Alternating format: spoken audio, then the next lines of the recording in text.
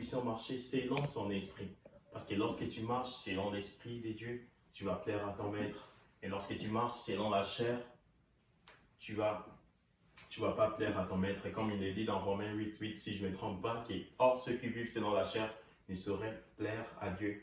Et dans Galates ici, il dit que car la chair a des désirs qui sont contraires à l'esprit et l'esprit en a des mêmes qui sont contraires à la chair, afin que vous ne fassiez point ce que vous voudriez. Donc, Dieu, ça ne le préoccupe pas que nous puissions tout le temps avoir notre volonté. Comme je le disais au départ, nous venons dans l'œuvre de Dieu, nous aspirons à différents types de ministères. Et pour un peu établir l'équilibre, que tout ministère dans l'œuvre de Dieu est important. Il n'y a pas de ministère qui est inférieur à l'autre. Que celui qui chante, que celui qui joue la guitare, celui qui joue la batterie, le piano, celui qui prêche, celui qui enseigne, celui qui évangélise, celui qui nettoie les salles de bain, celui qui encadre ou enseigne des jeunes gens de l'école de dimanche, tous sont en train de servir le Seigneur. Il n'y a pas de ministère qui est supérieur à l'autre, mais nous devons apprendre à valoriser l'œuvre de Dieu et travailler là où le Seigneur nous appelle à être. Donc, où sommes-nous ce soir? Comme je venais de le dire, que tout commence premièrement par la prière. Ici, on voit la volonté de Dieu doit être notre première priorité. La volonté de Dieu doit être notre première priorité. Pierre, rappelons-nous encore de cette histoire, il venait à peine d'être relâché de la prison, mais ils ont continué de prêcher encore de même nom auquel on les a châtiés, auquel on les a lapidés, on les a mis en prison. Ce qui est étrange, on va voir leur prière dans le livre des Actes chapitre 4, les versets 29 au verset 31. Actes chapitre 4, verset 29 au verset 31. Et maintenant, Seigneur, vois la menace et donne à tes serviteurs d'annoncer ta parole avec une pleine assurance, en étendant ta main pour qu'ils se fassent des guérisons, des miracles et des prodiges, par le nom de ton saint serviteur Jésus. Quand ils eurent prié, le lieu où ils étaient assemblés trembla et ils furent tous remplis du Saint-Esprit et ils annonçaient la parole de Dieu avec assurance. Avec assurance. Vous voyez comment tout commence. Leur première priorité, c'était de faire la volonté de Dieu. Pierre dit quelque part, toujours dans le même chapitre, jugez vous-même s'il est bon de plaire à Dieu, de plaire aux hommes, de plaire à Dieu qu'aux hommes. Parce que leur première priorité, c'était de plaire à Dieu. Imagine, tu sors de la prison, tu es lapide, on te frappe, là, on te chute, comme on dit chez nous en Afrique, et tu retournes chez toi. Tu continues encore de prêcher Jésus.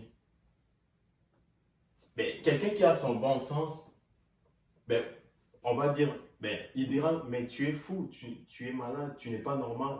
Mais comment on te frappe, mais on te lapide, mais tu sors de là, tu continues encore de prêcher la même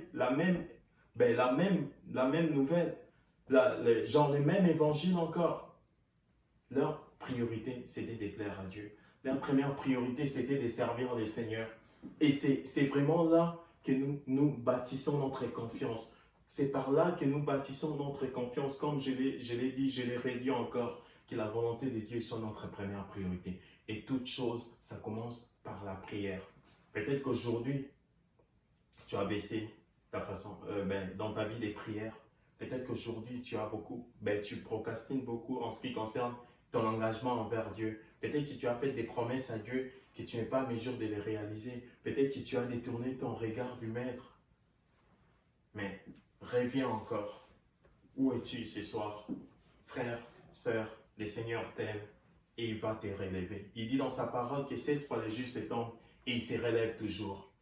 La même Bible encore dit, les malheurs atteignent souvent les justes, mais le Seigneur l'en délivre toujours. Toujours. En hébreu, ça veut dire toujours. En grec aussi, ça veut dire toujours. Amen. Pour bien comprendre les grecs, l'hébreu. Donc, c'est vraiment ça. Tu prends un mot en français, tu traduis seulement comme tu l'entends en fait. Donc, toujours, en hébreu ou en grec, ça veut dire toujours les mêmes mots. Les malheurs hantaient souvent les justes, mais le Seigneur l'en délivre toujours. Peut-être qu'aujourd'hui, tu es bien, mais fais attention.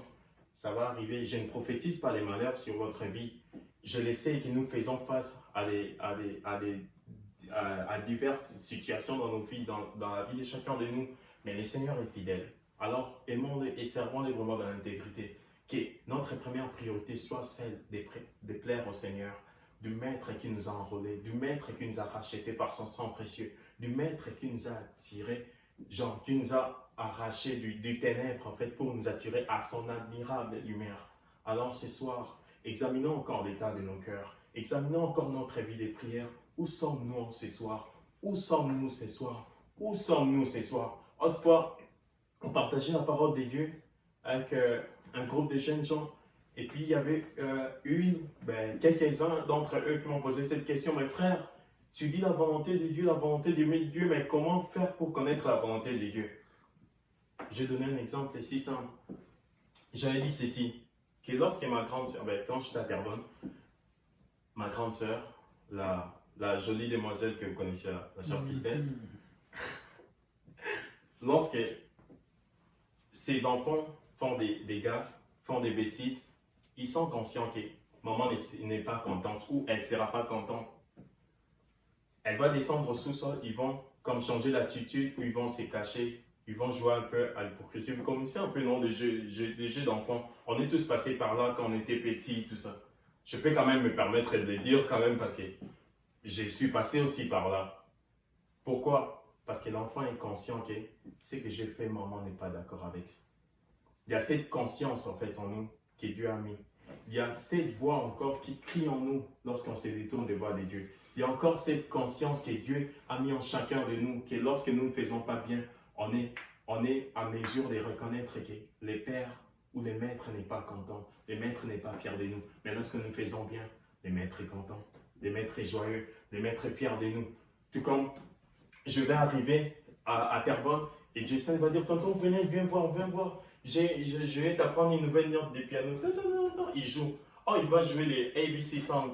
Pourquoi? Parce qu'il a appris quelque chose et il veut me montrer en fait. Tu vois un peu comme ces ailes-là, tu as vaincu les péchés, tu as été tenté, tu as eu des pensées meurtrières ou encore tu as eu des pensées sur la jalousie, des mauvais propos, des propos insensés. Mais tu repousses cela, tu dis au nom de Jésus-Christ, je repousse cela loin de moi. Je suis un serviteur de Dieu, je suis une servante de Dieu et je veux plaire à mon Dieu. Dieu est content là où il est, Dieu est fier de toi. Bien sûr que ce n'est pas de notre force, mais c'est lui qui nous équipe. Comme on l'a dit au début, que c'est Dieu qui accomplit l'œuvre en chacun de nous. Alors faisons-lui confiance. Faisons-lui confiance. La volonté de Dieu est que nous puissions renoncer aux œuvres de la chair. La volonté de Dieu est que nous puissions prier à tous les jours. La volonté de Dieu est que nous puissions gagner des âmes.